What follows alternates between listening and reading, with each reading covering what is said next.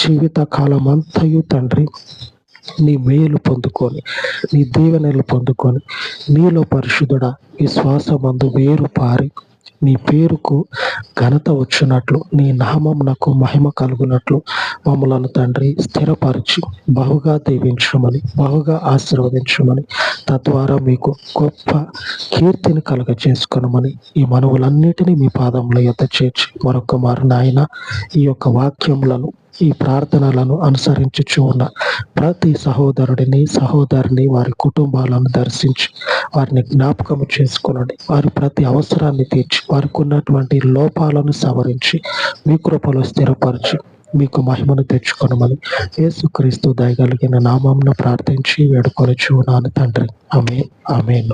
సర్వోన్నతుడైన మన ప్రభు కృప నిత్యము మనకు తోడయ్యుండును కాక. ఆమేన్, ఆమేన్.